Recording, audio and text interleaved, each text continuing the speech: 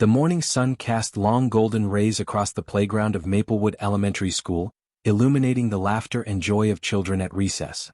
Sarah Chen adjusted her cardigan against the gentle spring breeze and smiled as she watched her fourth-grade students swing from monkey bars and chase each other across the freshly painted hopscotch squares.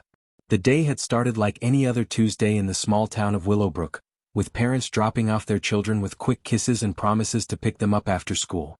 The school itself sat peacefully on the town's eastern edge, surrounded by rolling farmland that stretched toward a dense line of oak and maple trees marking the boundary of Willowbrook Forest.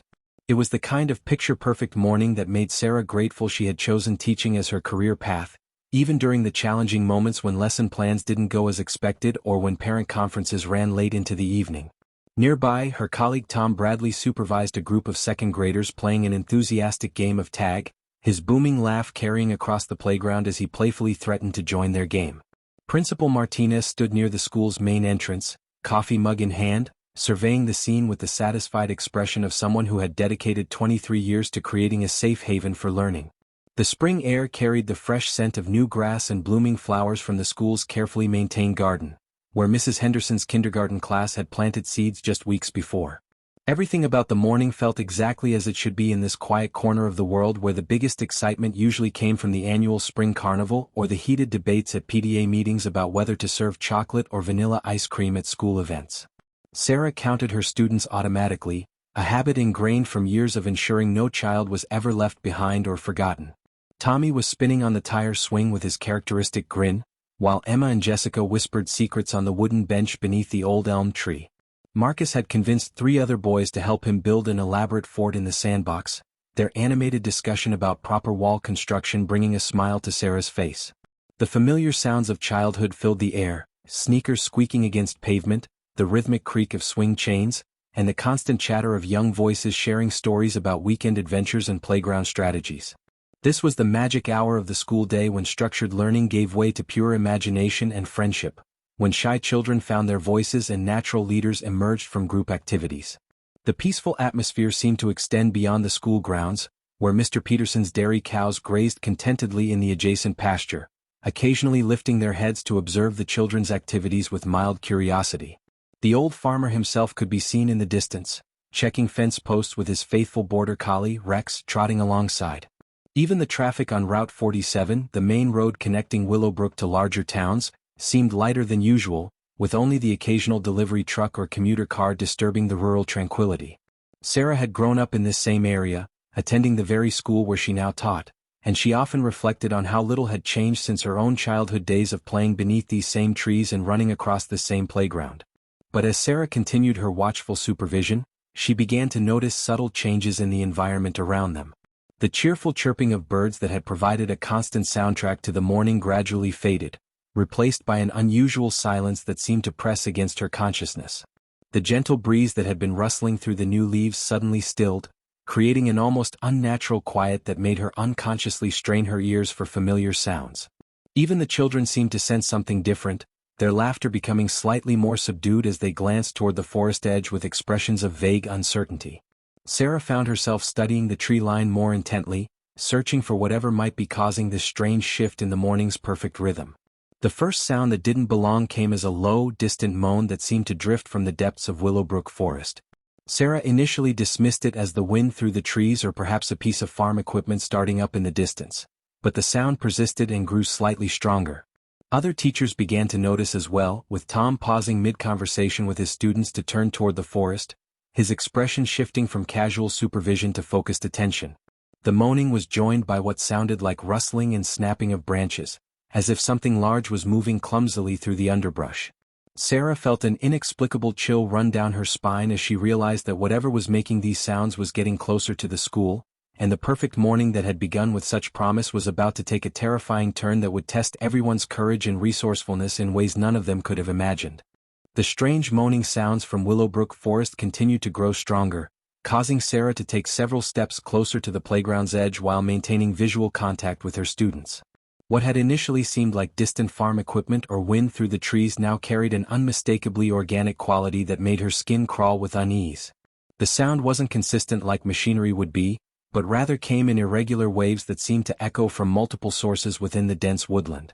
Tom Bradley had moved closer to Sarah's position, his usual jovial expression replaced by one of growing concern as they both strained to identify what could be causing such unsettling noises on what should have been a perfectly ordinary Tuesday morning in their quiet town. Principal Martinez set down his coffee mug on the nearby picnic table and walked toward the two teachers, his years of administrative experience having taught him to trust his instincts when something felt wrong. The three adults formed an impromptu huddle near the playground's perimeter, speaking in low voices while keeping their eyes fixed on their students and the mysterious forest beyond.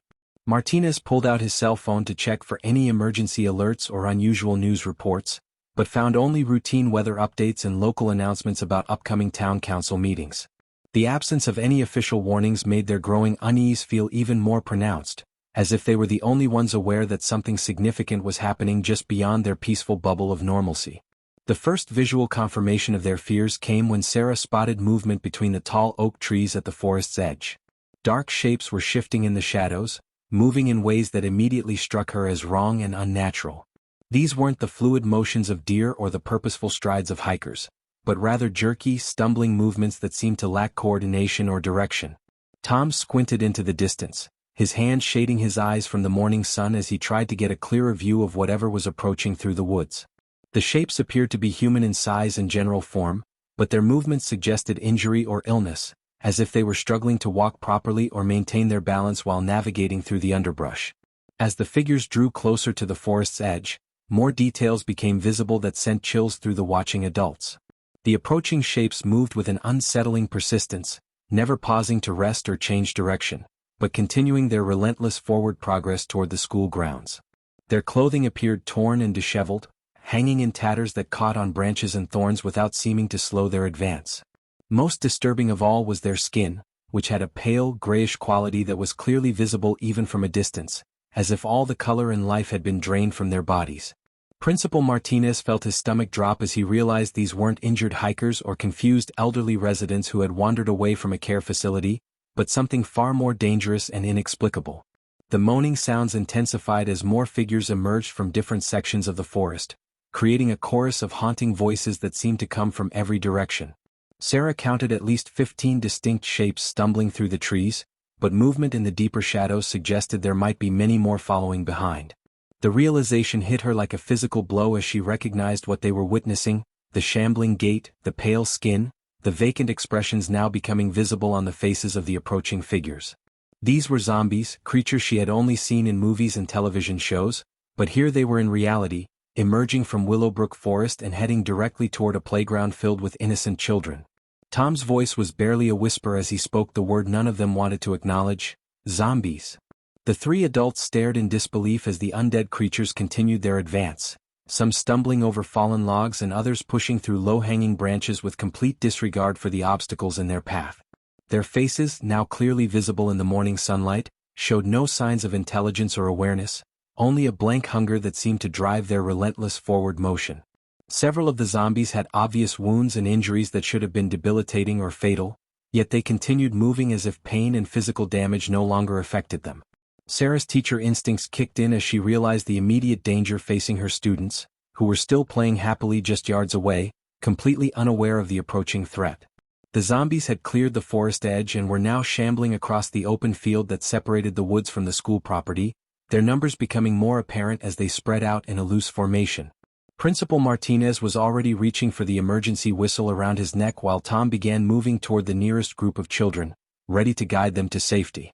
The perfect morning had transformed into every parent's nightmare, and now 3 dedicated educators would need to find the courage and resourcefulness to protect 32 young lives from a threat that defied all logic and preparation.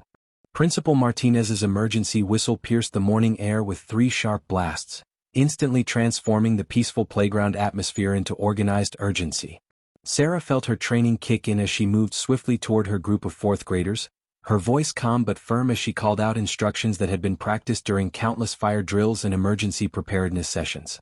"Everyone, we need to line up quickly and quietly," she announced, clapping her hands twice to get their attention while fighting to keep the panic from creeping into her tone.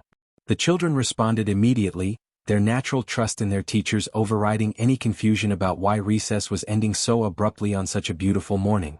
Tom Bradley was already herding his 2nd grade students toward the main entrance, his tall frame moving efficiently between scattered groups of children as he guided them into formation. Mrs. Peterson, the kindergarten teacher, had heard the whistle from inside the building where she had been preparing materials for the next lesson, and she quickly appeared at the doorway to help funnel students inside. The other teachers on duty moved with practiced precision, each taking responsibility for specific areas of the playground while maintaining the calm, reassuring demeanor that children needed during uncertain situations.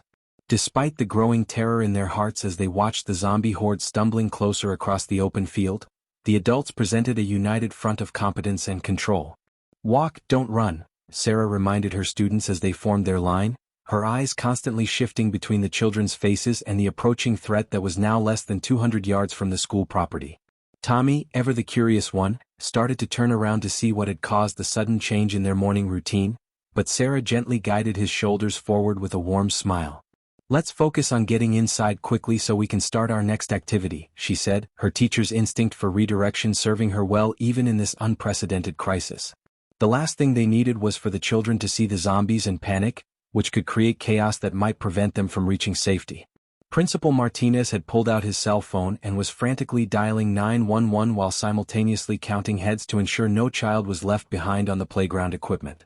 The phone rang once, twice, then went to a busy signal that made his heart sink. He tried again with the same result, then attempted to call the sheriff's office directly, only to encounter the same frustrating busy signal. The communication systems that the school relied on for emergency situations seemed to be overwhelmed or completely down, leaving them isolated just when they needed help the most. He quickly switched to trying his wife's number, hoping to at least warn someone in town about what was happening, but that call also failed to connect. Inside the school building, the teachers worked together to guide all 32 children through the main hallway toward the central area where they could be safely contained and accounted for. Sarah counted her students again as they passed through the doorway, her relief palpable as she confirmed that every one of her fourth graders was present and safe. The sound of their footsteps echoed through the familiar corridors that suddenly felt like a fortress protecting them from the unimaginable danger outside. Tom immediately began moving desks and chairs from nearby classrooms, creating barricades for the main entrance while Mrs. Peterson started closing and locking windows throughout the ground floor. The zombies had covered half the distance across the field, their relentless advance continuing despite the rough terrain and scattered farm equipment that dotted the landscape between the forest and school. From inside the building, the adults could see them more clearly through the large windows that normally provided such pleasant views of the surrounding countryside. The creatures moved with single-minded purpose, their pale faces turned toward the school as if they could sense the presence of living people within its walls. Some stumbled and fell but immediately got back up, seemingly unaffected by impacts that would have seriously injured a normal person. "What's happening, Miss Chin?" asked Emma, one of Sarah's brightest students, her voice carrying the first note of real concern as she picked up on the tension radiating from the adults around her. Sarah knelt down to Emma's eye level, taking the girl's hands in hers as she searched for words that would be honest but not terrifying. "We're just being extra careful today and staying inside for a while," she explained, her voice gentle but confident. "Sometimes grown-ups need to make sure everything is safe before we continue with our regular activities." The other children gathered around, their young faces showing trust mixed with growing curiosity about why their teachers seemed so serious and focused on tasks that had nothing to do with regular classroom routines. The reality of their situation became crystal clear as Sarah watched the zombie horde completely surround the school building, their pale faces pressed against windows and their decaying hands pawing at doors with mindless persistence. 32 children, ranging from 6-year-old kindergartners to 10-year-old fourth graders, sat in the main hallway under the watchful eyes of 5 adults who were struggling to process the impossible circumstances they found themselves facing. The morning that had begun with such promise had transformed into a nightmare scenario that none of their emergency training had prepared them for, yet the teachers knew they had to remain calm and resourceful if they were going to protect the innocent lives entrusted to their care. Principal Martinez had given up trying to reach emergency services and was now focused on taking inventory of their resources and defensive capabilities. The school's solid brick construction provided excellent protection, but the large windows on the ground floor represented potential weak points that would need constant monitoring. Tom Bradley had already begun reinforcing the main entrance with a barricade of desks, chairs, and filing cabinets, creating multiple layers of obstacles that would slow down any intruders. Mrs. Peterson was systematically checking every door and window lock throughout the building, her kindergarten teacher's attention to detail serving them well as she ensured no potential entry point was overlooked. The children's questions were becoming more frequent and pointed as they observed their teacher's unusual behavior and caught glimpses of the strange figures moving outside the windows. "Why are those people walking so funny?" asked Marcus, his 7-year-old curiosity overcoming the adults' attempts to keep attention focused inward. Sarah exchanged a meaningful glance with Tom before kneeling down to address the growing group of concerned faces surrounding them. "Sometimes people get very sick and need special help," she explained carefully, choosing her words to convey seriousness without causing panic. "We're staying inside today to make sure everyone stays healthy and safe while the sick people get the help they need." The zombies' behavior patterns were becoming more apparent as the teachers observed them through carefully positioned windows. The creatures seemed drawn to sound and movement, with several clustering around areas where they could hear voices or see shadows moving behind glass. This discovery led to an immediate change in protocol, with whispered instructions passed between adults to keep all activities as quiet as possible. Tom demonstrated exaggerated tiptoeing and finger-to-lips gestures that turned the serious safety measure into a game for the younger children, who giggled softly as they practiced their quiet ninja skills.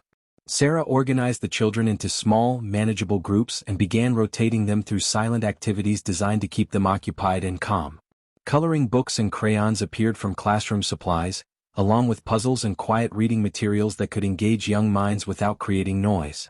The older students naturally took on helper roles, assisting kindergartners with difficult puzzle pieces and sharing coloring supplies with generous spirits that warmed Sarah's heart even in their dire circumstances.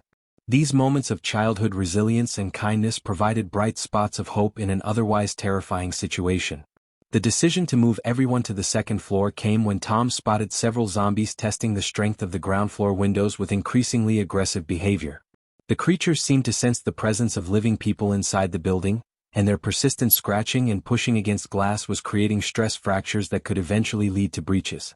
Principal Martinez made the call to relocate to the upper level, where they would have better visibility of the surrounding area and more time to react if the zombies found a way inside the building.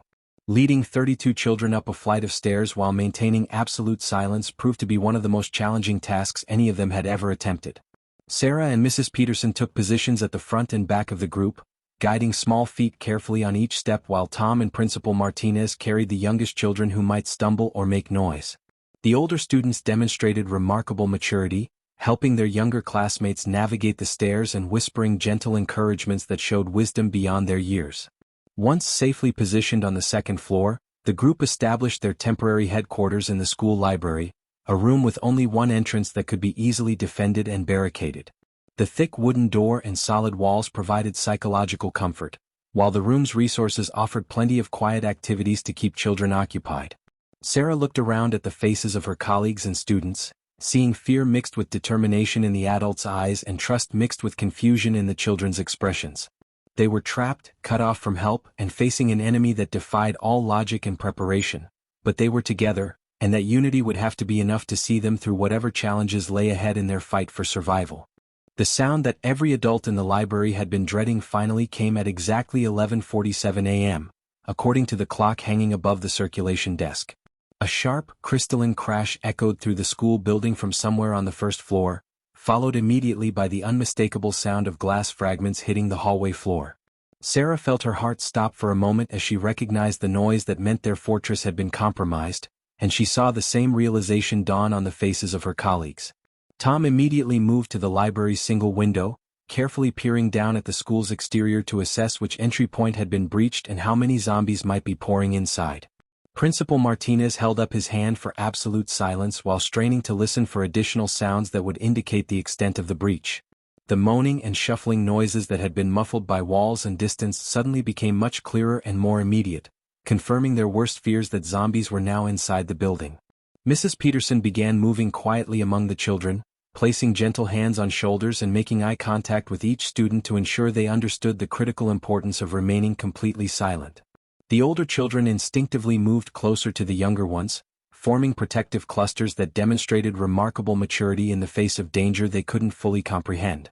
From his position at the window, Tom could see that the breach had occurred at the large classroom window facing the eastern side of the building, where persistent pressure from multiple zombies had finally created enough stress fractures to cause a complete failure.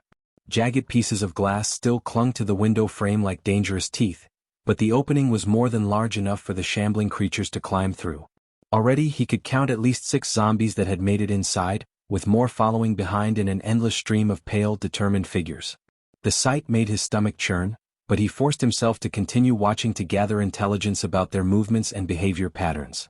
The sounds from below grew more intense as the zombies spread throughout the first floor, their feet shuffling against linoleum and their bodies bumping into desks and chairs as they navigated the unfamiliar environment. Sarah could hear them moving through the hallways with no apparent coordination or strategy, simply following whatever instincts drove them forward in their search for living prey.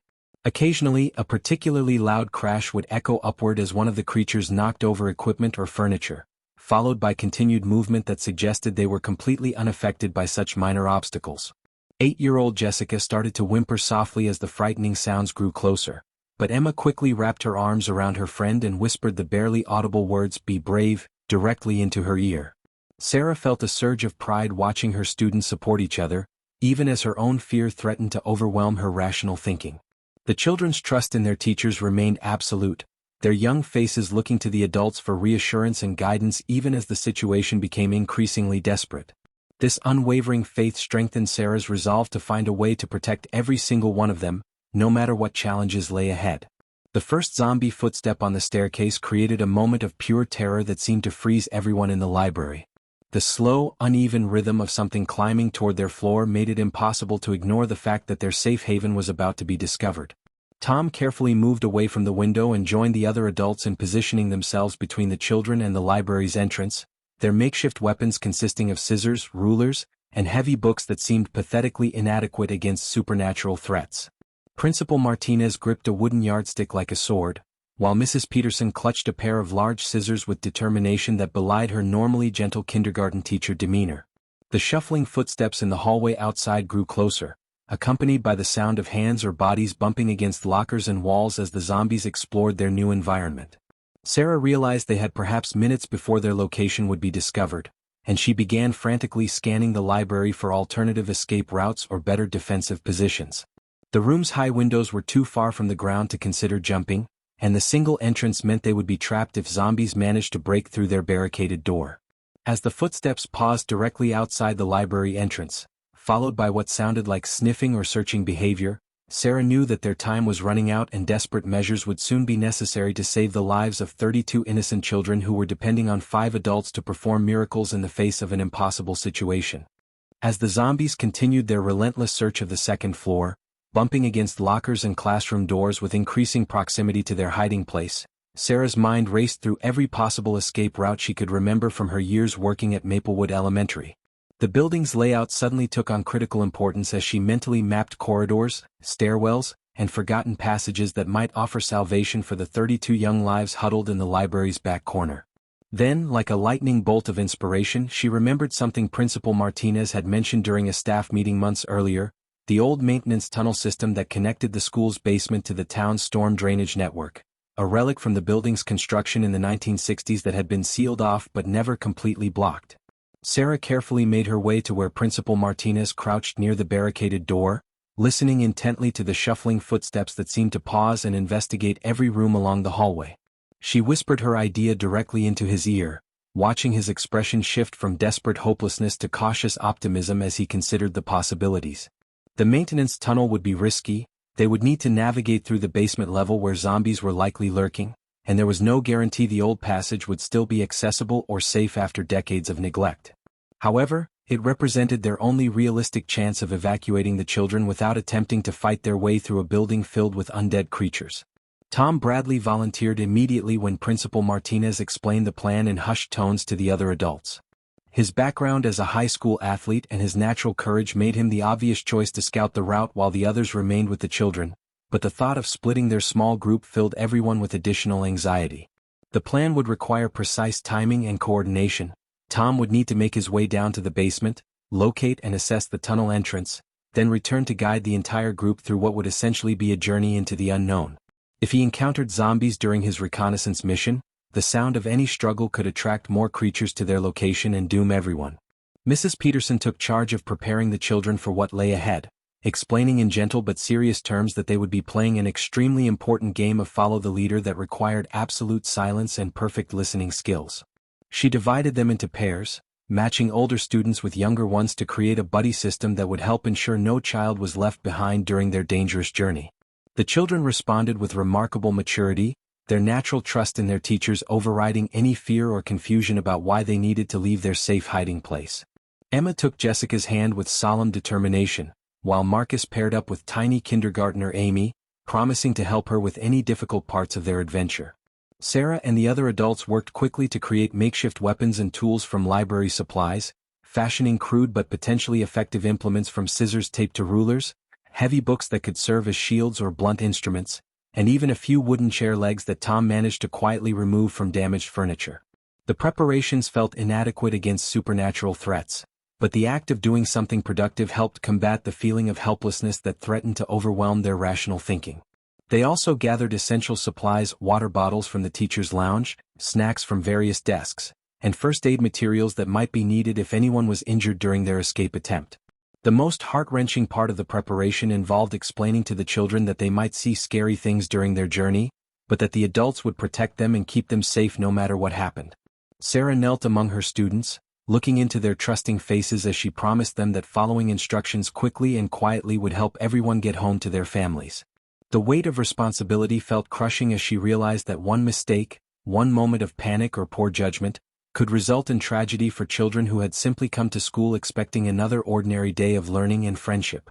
As Tom prepared to begin his dangerous scouting mission, checking his improvised weapons and reviewing the basement layout with Principal Martinez, the sounds in the hallway suddenly changed.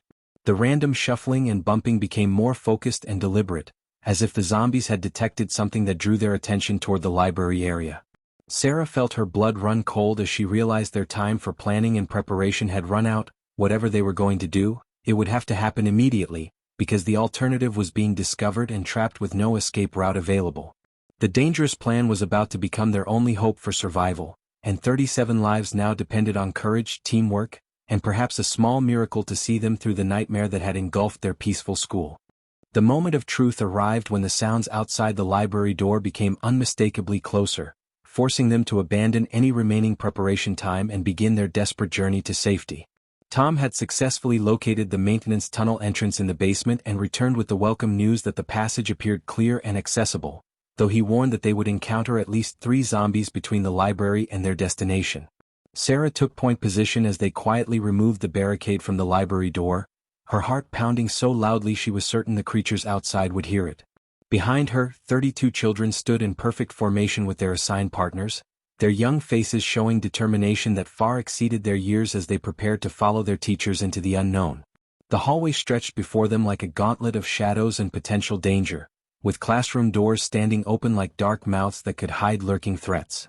Principal Martinez had scouted the route and positioned himself at strategic intervals to guide the group, while Mrs. Peterson brought up the rear to ensure no child fell behind during their silent procession. The first 50 feet passed without incident, their soft-soled shoes making barely a whisper against the polished floor as they moved in single file toward the stairwell that would take them down to the basement level.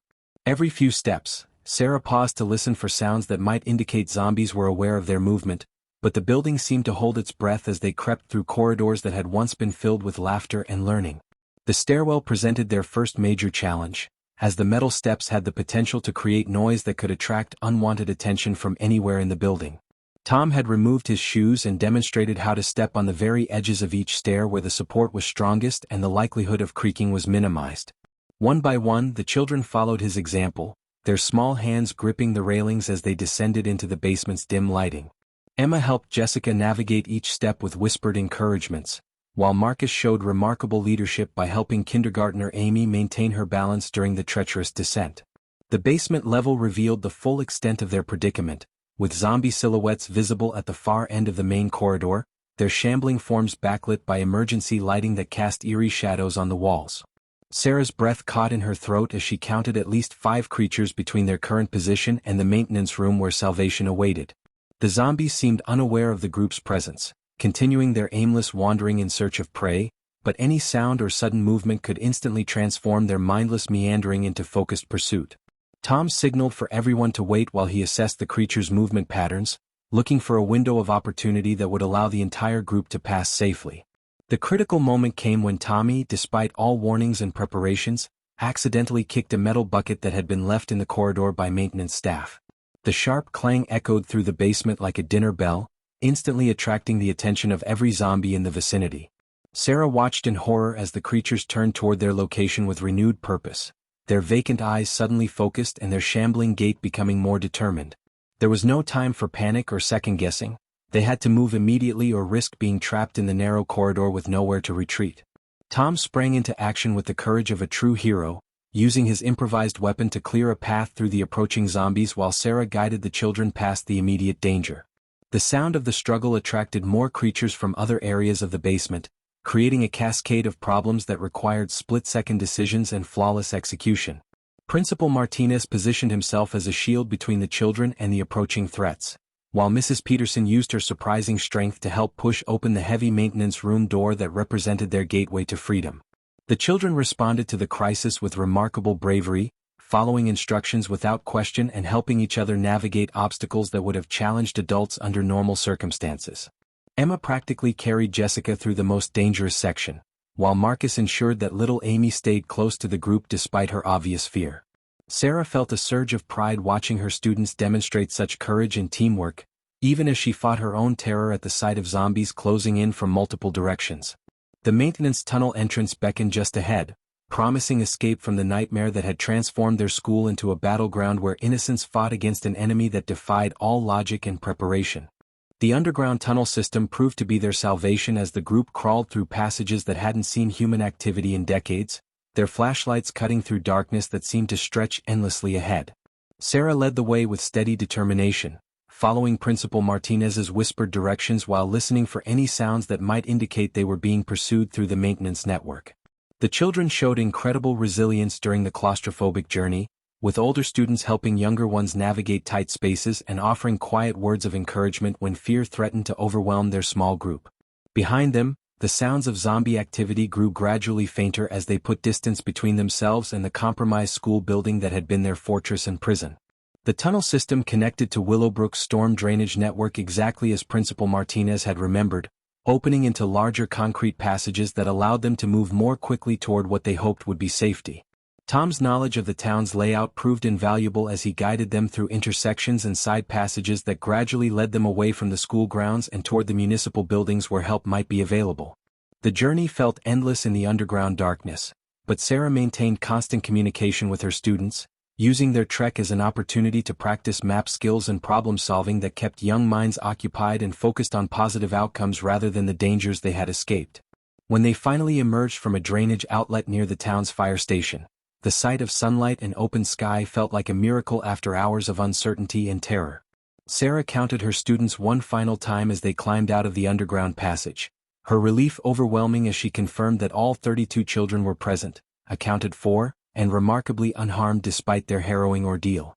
The fire station's emergency vehicles were already mobilized for disaster response, and the sight of professional first responders brought tears of gratitude to the teachers' eyes as they realized their desperate gamble had succeeded beyond their wildest hopes. The reunion scene that followed would remain etched in Sarah's memory forever, as parents who had been frantically waiting for news about their children's safety rushed forward with tears of joy and relief. Emergency services had been overwhelmed by reports of strange incidents throughout the region, but the firefighters and paramedics immediately took charge of the situation, providing medical evaluation for everyone while gathering crucial information about conditions at the school. Military vehicles could be seen in the distance, suggesting that larger forces were being mobilized to address what appeared to be a widespread crisis affecting multiple communities beyond just Willowbrook. The children's resilience during the aftermath proved just as remarkable as their courage during the escape itself. While some needed comfort and reassurance from reunited families, many were already asking questions about their classmates and expressing concern for friends from other schools who might be facing similar dangers. Emma and Jessica had formed an even stronger friendship through their shared experience, while Marcus proudly told his parents how he had helped Amy stay brave during the scariest parts of their adventure.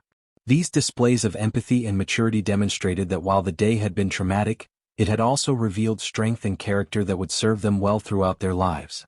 As the immediate crisis response continued around them, Sarah found herself standing with Tom, Principal Martinez and Mrs. Peterson, looking back toward Maplewood Elementary School in the distance where smoke and emergency lights indicated ongoing containment efforts. The zombie outbreak, they learned from military briefings, had been traced to an experimental facility several miles away where a containment failure had released infected subjects into the surrounding countryside. The incident was being contained by specialized response teams, but it would be weeks before the area was declared completely safe for normal activities to resume. The bond forged between the teachers and their students during those terrifying hours created relationships that would last far beyond their time together in the classroom. Sarah realized that she had witnessed something extraordinary in the courage and teamwork displayed by children who had faced an impossible situation with grace and determination that many adults would struggle to match. The experience had changed all of them, but it had also revealed the incredible strength that emerges when people work together to protect those they care about, proving that even in the darkest circumstances, hope and human connection can triumph over the most frightening challenges. In the weeks that followed, as new security measures were implemented and the community healed from its brush with the unthinkable, Sarah would often reflect on that sunny Tuesday morning that had tested everyone's courage and revealed the extraordinary heroism that ordinary people could display when faced with extraordinary circumstances. The children had learned lessons about bravery, teamwork, and trust that no textbook could ever teach, while the adults had discovered reserves of strength and resourcefulness they never knew they possessed.